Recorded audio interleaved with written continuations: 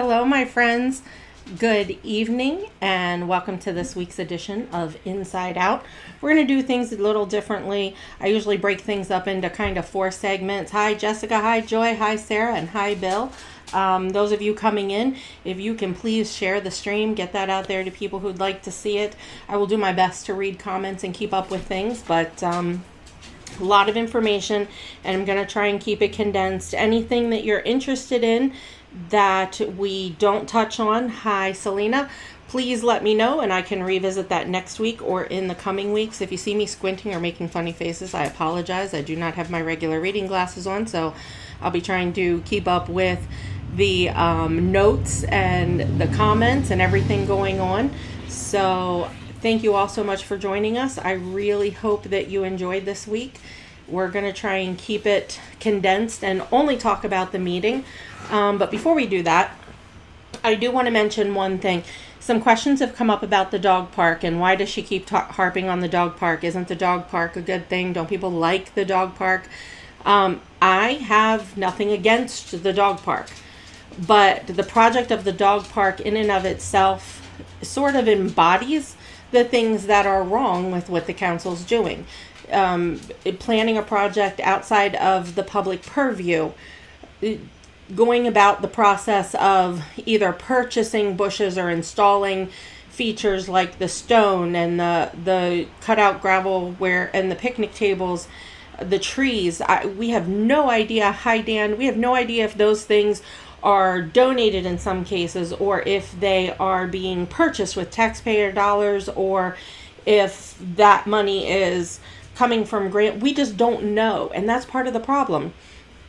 The whole thing comes back to April 2018 when one council member said, hey, this would be a really good idea, and the borough manager had specs and pictures and details available right then and there without any prior discussion.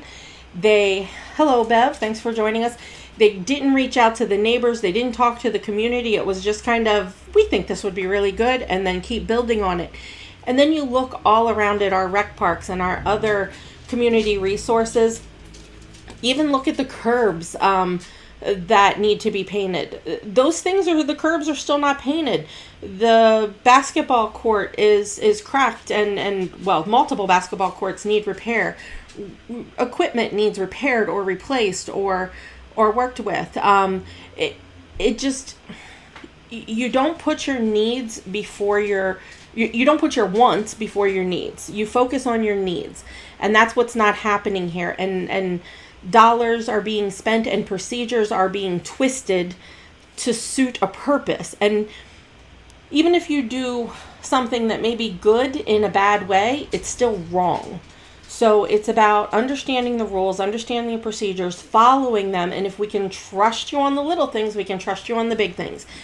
That's what the dog park is. And I hate to keep harping on that, but the dog park seems to be the one project that the people know most about, which we can touch on and look at and say, here's how things are being done wrong. Hi, Mary. Thanks for joining us. I want to stick to, I just wanted to explain the dog park because some people were saying, well, why doesn't she like it? And then when Sarah made some comments and questions at the meeting about the dog park, that again, like, what's your problem with the dog park? I don't have a problem with the dog park. You seem to understand the concept A over here, but then don't apply it to B over here.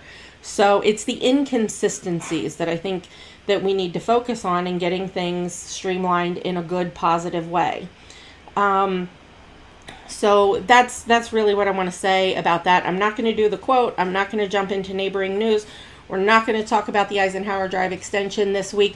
We are going to touch on that next week. So hopefully we can, get into that and a little bit more. And if you guys have any other questions about the meeting after I go through as much as I can, please reach out and ask me those things because we'll get to that as soon as we can. I do want to take a little bit of time and just mention that we are 49 days out until the general election, so the clock is ticking. I encourage everyone to please reach out to your candidates, get to know your candidates, understand why they're running. And that kind of brings up my first point. It is about the meeting, but it isn't about the meeting because it has to do with what took place directly prior to the meeting. And this is a little bit concerning, and I'm still learning the rules, but I'm told that discussing campaign information or canvassing or discussing candidates, especially in a municipal building, it's supposed to be a neutral, we're there about business zone, is not okay. And prior to the meeting starting, the council members were handing out canvassing walking sheets, and multiple people mentioned to me, did you hear them talking about this? Did you see that they're talking about this? They're going out, they're going to be knocking on doors, which absolutely, we did that. And as the individual candidates went out and they had volunteers go out and do that, but arranging that, taking care of that, dealing with that in and of that setting, it's inappropriate. Whether or not it was illegal, I don't know the rules. I need to look into that. People have asked me to look into that. And it's not about a gotcha. It's really about respect. Know the rules. Keep to the rules. Respect the rules. Follow the rules. If you're gonna stray from the little ones, you'll probably stray from the big ones. We need to be able to trust the people that we elect to sit there, run the meetings, make the decisions, work for the community. So it's important that they make a genuine effort to follow those rules. So, and maybe they didn't know, and maybe this is the way that they will know that, hey, maybe you should look into that. Maybe you shouldn't take care of that. So that's all I really want to say about that. Getting that information out there. They do seem to be listening to Tim. Some things were addressed that were said on Tim, and we'll get into that. But the first thing I do want to comment on, I'm going to try and go through the big issues in the meeting. There was an exchange that occurred between Councilman Forbes and Dan Colgan and other members of the council, and we'll get to that. First, I want to say that there are prior incidents on video where you can see Councilman Forbes bringing up the delinquent sewer bills and very obviously making sure that Dan knew that the attention was on him.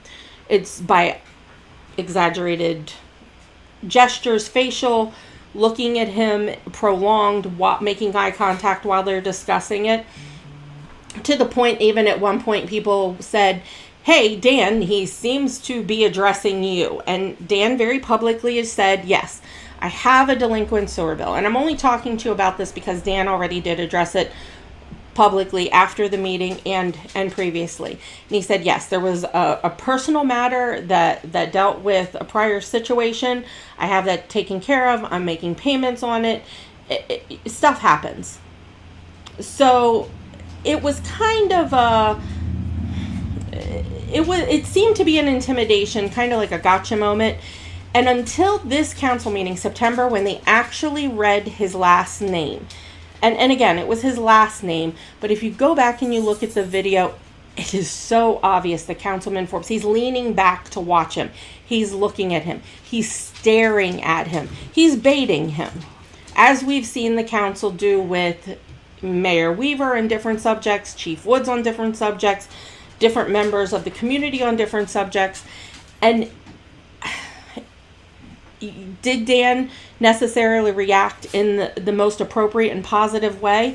I'm not going to make excuses for Dan. I wish it hadn't happened that way, but I have to be honest with you. Had that been me, I probably wouldn't have been as quiet about it as Dan Colgan was. He did not draw attention to himself.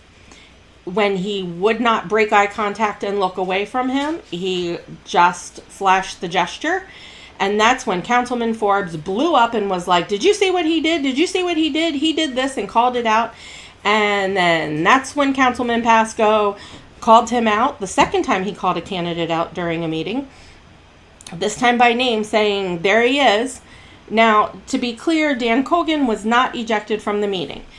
The statement was made, you can leave, which was obviously they wanted him to leave. He handed off the phone so that the video could continue, and he very graciously left. And he stopped engaging, and he did not come back in for the remainder of the meeting. he was being baited. And based on the statement made in the paper by Councilman Forbes, he was embarrassed that he was exposed as having this and he's running. No, he wasn't. He was just frustrated because it was a very obvious intimidation and an attempt to embarrass him. And then he called out the name, his last name, and read two other names. And I don't know who those people are, but if you know that it's you, I would be very upset and want to address that with the council directly. That's just not right. That's not how you do things. This council has attempted to intimidate and call out and harass and belittle and twist information and make people, directly called them liars, absolutely to their face, directly called them liars during the course of a meeting. And none of that is okay. The statement made in the paper was telling of the intent. Watching the reactions on the video is telling of the intent. I still strongly support Dan Cogan. If that had been me, he would have stood up for me. I would have ran my mouth like I did that night, so I don't necessarily know that I need anybody to stand up for me. But if I couldn't, or what, he would have stood up for me. And while he did succumb to several months of being baited, we've seen other people fall to that same fate in that chambers by this council after 15 months. And I don't think less of Dan, and I support him wholly. So I hope that you will reach out to Dan if you have concerns about what occurred and talk to him directly, because I believe that, you know, he has apologized to the community for reacting and allowing himself to be drawn into that. But the council stepped over the line and he removed himself. He handled himself. We've all made mistakes. We've all reacted in ways. That night, I reacted. I was so infuriated that when Councilman Pasco called him out as though this was some horrid thing that he did, I wanted to remind Councilman Pasco that when he drove by my neighbor's sign and gave the same gesture, he wasn't being baited. That sign said, "May God protect our police." So was he flipping off my neighbor? Was he flipping off God? Was he flipping off the police, or all of them? I don't know. But, you know, it wasn't okay. And I do apologize for everyone for speaking out and shouting out and also being baited and drawn into that. Dan did not need me to speak up for him. Neither did his wife or his family. But I just felt like I couldn't let another twist of information happen again, because that's what it seems to be. We also had a speech of indignation by Councilman Pasco of the taking a nugget of truth and twisting it into lies. And I'm wondering how many times he's watched him, because that's pretty much the same thing I've been saying about what council's been doing. And that he watched enough to know what I was saying, to be able to say it almost perfectly. And I've had many people comment on that, both on the page and directly to me, that was he talking about you, or was he talking about himself in that? My only answer to that is, if he was talking to me, show me the proof of what facts I've twisted and manipulated and turned it into something that wasn't true. Because we're going to talk about some of the things that were twisted and manipulated just in this meeting. One of the things that was mentioned was a safety concern. Some people in the community may or may not be aware of, but from people who've watched the meeting, they very much received the impression that there was an incident the prior week of the meeting, the end of the week, which was left unaddressed. That was a safety concern that the borough then had to address on Monday. And it wasn't an outright direct lie, but it wasn't the truth.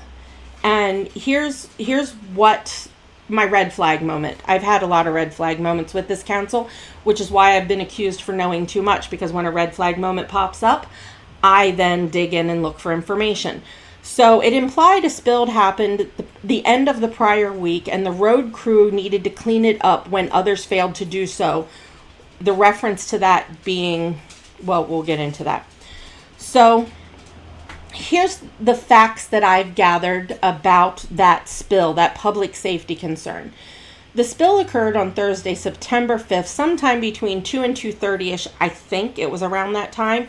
That's the time I kind of remember seeing that. It might have been 2:40. I don't know the precise clock time. So, but I do know specifically it was Thursday, September 5th. During that time, the borough manager was contacted by our police department and notified that the spill occurred, but it was reported that the borough manager stated that he was leaving that day at that time of the day, and he wasn't handling it. This was Thursday in the afternoon. I do not know. I have not followed up with the borough manager about that. I'm just telling you as it was reported to me, and I'll go into how I got this. The quarry was then contacted that may have caused the spill, but in order for them to come out and clean it up, per their safety regs, they would have needed to shut down a portion of 116 to clean up, and that wouldn't have been appropriate. It was 3 o'clock or pushing 3 o'clock in that time range. School's out, getting out, buses, traffic.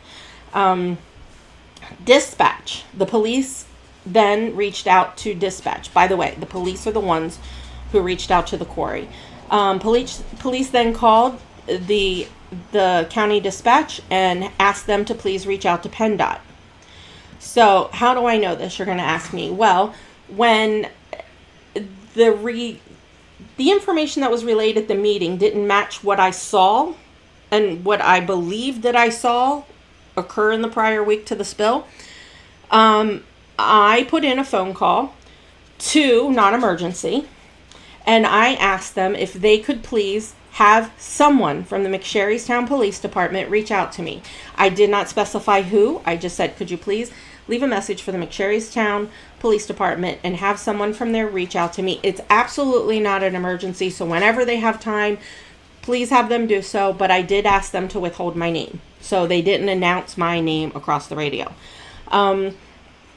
So I did get a call back from someone from the McSherrystown Police Department, and I asked what they could tell me about the spill because I knew what I saw, but I didn't have all the details, and I told them completely, it's all right if you can't answer my questions about what occurred that day. They were able to, and they took me up to reaching out to dispatch. So, I didn't confirm with dispatch that they did that, but what I did do was reach out to PennDOT. So I called PennDOT, and they said, well, we can't tell you here in Harrisburg, but I can give you to a number to the office that would have likely dispatched someone, and you can talk to them. So that's what I did. And the person that I spoke to told me that dispatch did in fact reach out to them on Thursday afternoon. They sent out some maintenance guys with shovels and brooms because that was assessed that should be sufficient to clean that up. When the maintenance crew from PennDOT came out to the 600 block of 116, they started to clean up the area and assessed it. The majority of the dump was in the 600 block of 116. And then they called back to maintenance and said, hey, we're going to need the mechanical sweeper because there's a trail that's about a quarter of a mile long. This is what PennDOT's telling me. So they were cleaning up the bulk of it, getting what they could, and the mechanical sweeper came out and swept the area Thursday. Now, this is Thursday afternoon. So the police did confirm to me that they made sure that someone responded to the call. Like, they didn't just say, oh, well, did my job and walk away. What happened after that, I don't know as far as the police or PennDOT goes. But then my question is, the borough waited till Monday around 1:15, 1:20 to run the sweeper, which is 96 hours after the spill occurred. Why didn't they respond Thursday? Why didn't they respond Friday if it was, in fact, as Councilman Pasco said, a public safety concern that they had to manage, implying that somebody else didn't do their job? And why did they wait till Monday afternoon? And I know it was Monday afternoon because I texted, I believe, my husband and said, didn't they just sweep Main Street like 11 days prior? It was the Friday right before Labor Day, because we were stuck behind them wondering why it was moving so slow going out of town. And he was like, yeah, I think it was. So, we were, that's a misrepresentation. It was misleading the community. It was misleading the people who were listening to that and what occurred there. We are about 20 minutes. I'm not going to hold you here a whole lot longer, but there is two more things that I really want to address. But it was important that I spend the time telling you that story about the stones, because that was very carefully crafted and misleading to make you think one thing while saying bits and pieces of things. Yes, they did run the sweeper Monday, but the spill occurred Thursday, and there's a whole lot of time in there. So I'm going to leave it at that. The next thing is the letter by the attorney that was made available the following day, kind of answering back again at the police's response to repeated attempts by the council to say, oh, we really wish we wanted to give them more. But there are some red flags there, which are making me look into it. So I'm not going too deep into it. And if you're going to say, well, why don't you release the letter? Well, I have a lot of questions about the letter. And it's available. I certainly am not going to withhold the letter, but it's available at the borough office. But the first thing about this is when you listen to the video and they talk about the letter by the attorney, it kind of refers back to the March vote to contact the attorney, noting that it's about the attorney writing a letter, which is a different letter entirely than this. But it questions, why did they reference back to that or try to tie those together either by proximity or and the only thing I can think of is because reaching out to the attorney between the last, sorry, that's my dog, reaching out to the attorney from the August meeting to the September meeting means they took an action. And assuming that the attorney billed them to write this letter, which I'm looking into, that means they took an action that resulted in taxpayer money, which means they took a vote to previously have the attorney write a letter, but were so intent on getting information out there, they again didn't do the right thing. They didn't disclose it. They didn't disclose that they took an action. They took an action outside of a meeting and didn't really disclose it, again, resulting in taxpayer dollars being spent. Why was the letter only directed to Councilman Pasco? It was directly emailed to him. It was directly addressing him. Was the council aware of it and gave him permission to do it? Did he do it outside the purview of the council? It's questions, and I don't have the answers yet, but I want to look into and try and find out the answers. Again, it's potentially an action taken outside of a meeting at literal taxpayer expense, costing us dollars. Now, the first red flag in the letter, and I'm not going to dissect the letter tonight, but there is one very big red flag. The labor attorney suggests, and this is something he verbally said in the meeting, that the police impasse letter was, the catalyst, or kind of framed it as, well, that's why we needed to go to arbitration. But the labor attorney should know, as Mayor Weaver stated at the meeting, that by law, if there isn't a deal in place, the police need to submit an impasse letter so many days in the process. I don't know that specific date. I'm sure I can find it out. Is that the best use of my time? I'm not really sure. But there's no reason to not believe Mayor Weaver on that. And I have actually ran that up the flagpole with some friends who work in law enforcement who've gone through contract negotiation. And again, that very much is the process they're telling me exists. So it was a misleading statement. Was it a lie? No. Was it was it purposefully misleading?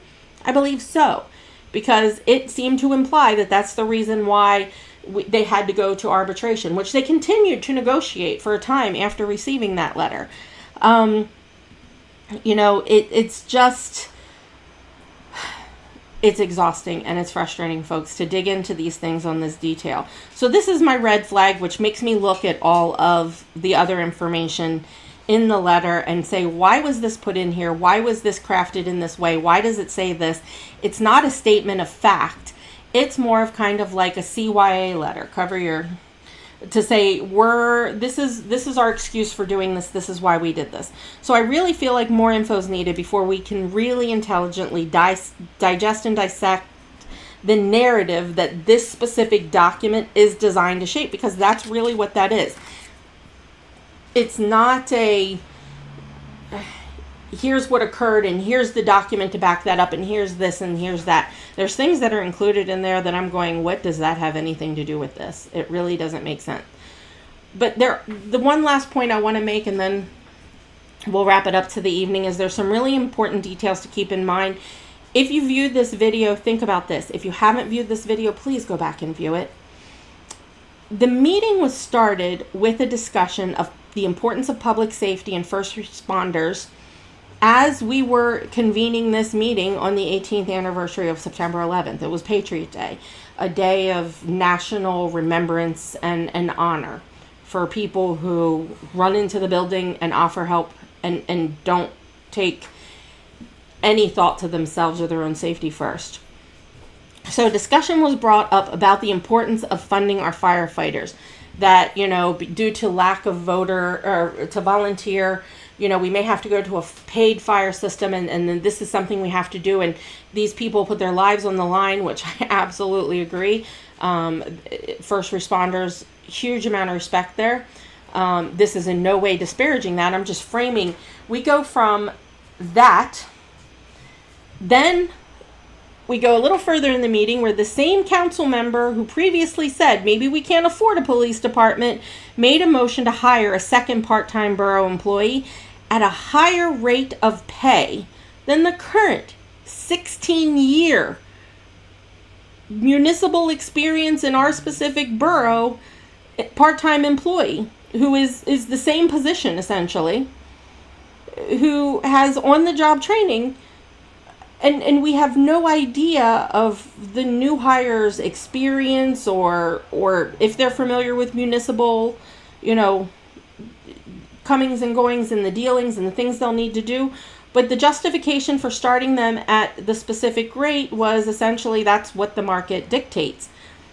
But they're not increasing, or they made no mention of increasing, the existing person who their last known rate of pay was lower than what they're starting the other person at, and that is concerning to me.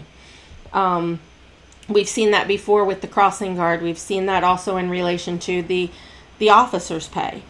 So the same meeting where they need to pay the firefighters and more funds are needed and more volunteers and the borough staff is approved to increase and at a specific rate of pay, our council justifies spending over $30,000 to keep our borough police department below market wages, which they just used to justify paying the new hire more than the existing. And in comparison to rates which should have been provided to the council as part of an arbitration book, as well as referenced via the state study documents that were presented to the borough. I do not know that there was a specific arbitration book that had comparative salaries in, but there should have been, based on talking to people from this general area who've gone through arbitration and told me how it works, that generally there's an arbitration book and you put these documents in to support your case and you look at area salaries and, that type.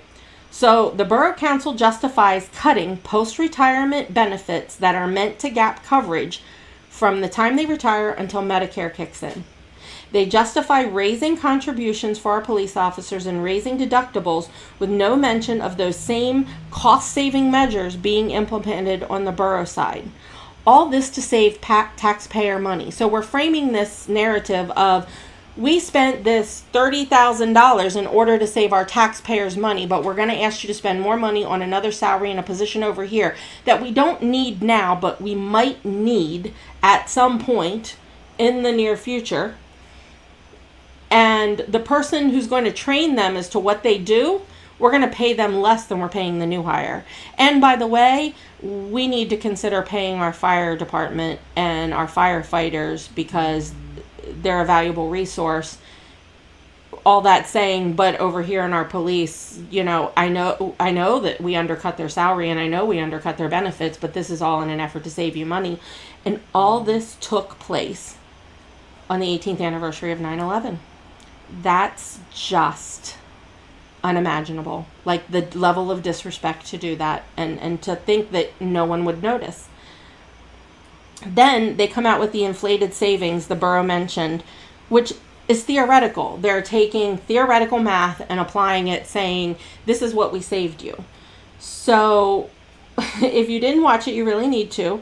But they claim that, to show us how much they saved us over the course of a period of 25 years, in 25 years time, we'll see this huge balloon of savings when these number of officers come to retirement.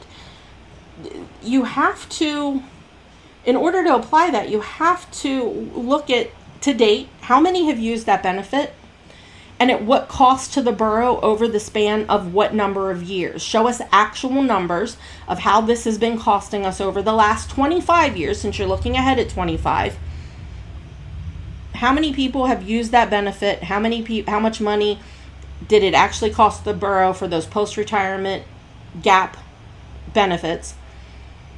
And show us real numbers, not hypothetical, theoretical. I mean, folks, I can throw hypothetical scenarios with theoretical numbers and create a situation where we could potentially save money, but that doesn't make it real. I can come up with ways for us to spend $20,000 or to save $20,000, $30,000 in the next year by giving you an imaginary set of scenarios, but which could compound over the course of 25 years, saving us lots of money. But it's not real, it's theory, just like the savings that were presented. What is real, however, is the disrespect of this council calling Mayor Weaver a liar, calling all of our officers a liar, naming individuals with delinquent accounts in an attempt to embarrass them or intimidate them and keep people from coming forward to speak up and speak out against this council. If this council's willing to do this to these people, in full view, plain sight, what will they stoop to in order to retain their seats, to continue to skirt the law and purposely mislead the community? That's what I think we need to look at these next 49 days. We're going to leave things there for this week because we could talk, at least I could, all night about what may have happened and what might happen and dig into a dozen different scenarios of what will happen in the coming, weeks and months as this unfolds. But I just, next week, the next borough council meeting, it's in October. Let me just double check here. I have to look at the date. It's October 9th, 7 p.m.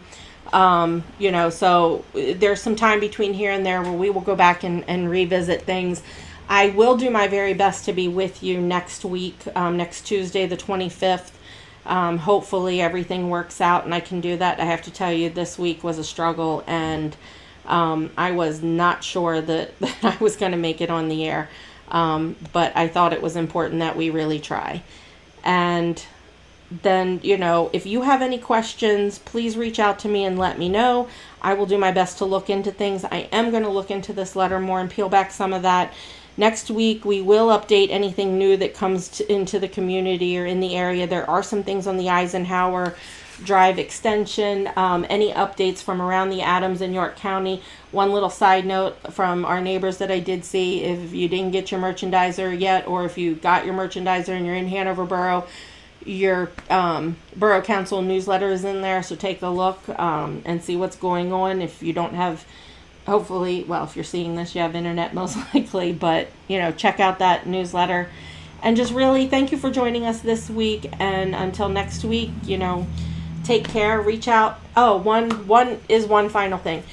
It doesn't matter if it's candidates that I support or candidates I don't support. If anybody comes and knocks on the door and talks to you and says, hey, I want to tell you why you should vote for me, or more importantly, why you shouldn't vote for somebody else. Ask them where you can find the proof to back up what they're saying, telling you. Proof is important. The candidates whom I'm supporting do have proof of the statements of saying the council is disrespected. They haven't been honest. They haven't completely told the truth, or they've outright lied. And they can point to the documents. They can point to the video. They can point to the exact behavior of the council to relay that. So, when somebody comes and at any level, whether it is municipal or county or state, if someone's approaching you saying, I want your vote and this is why you should vote for me, please ask them for proof. But until next week, good night. God bless. Thank you so much. And thanks for joining in. And I look forward to hearing your feedback and any questions you might have. I'll try and get to any comments if I miss them. Thank you so much. And till next time.